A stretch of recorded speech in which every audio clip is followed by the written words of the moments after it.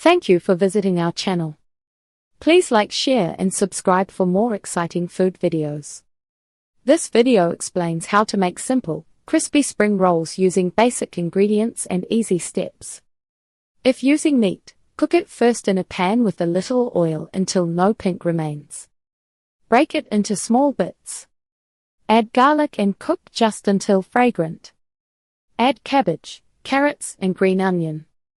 Stir and cook a few minutes until the veggies soften but still have a bit of crunch. Season with soy sauce, a pinch of sugar and pepper. Then pause. Spread the cooked filling on a plate or shallow bowl. Let it cool to room temperature. If you see extra liquid, drain it off or dab it with a paper towel. A few quick tips to avoid soggy rolls.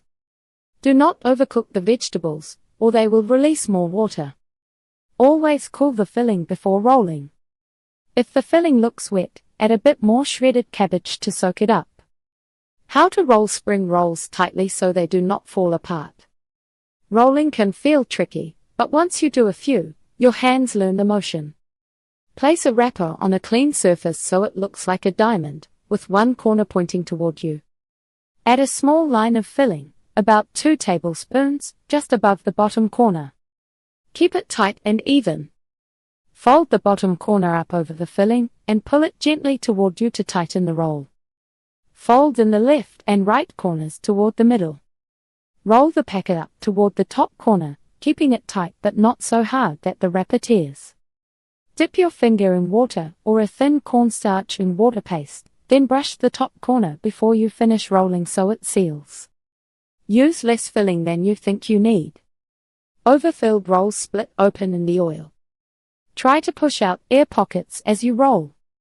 Set finished rolls on a tray lined with parchment, and keep them from touching so they do not stick together.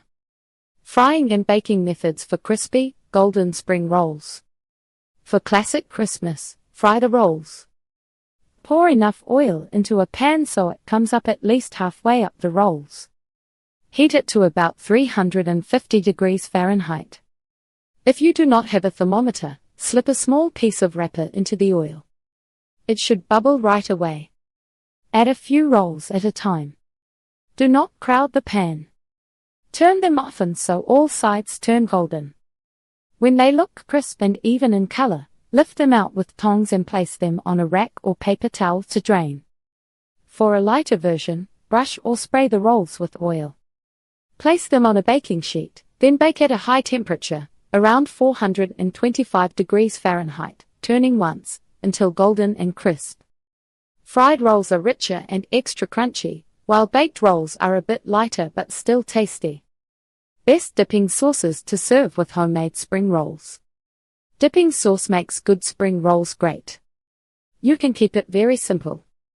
Sweet chili sauce from a bottle. Soy sauce with a pinch of sugar, a splash of rice vinegar, and a little minced garlic.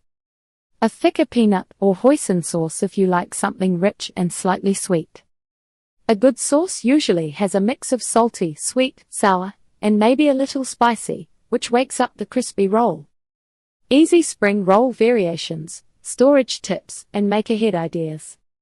Once you know the basics, it is easy to play with fillings and plan ahead for busy nights. Fun filling ideas and healthier twists on classic spring rolls. Try some simple variations.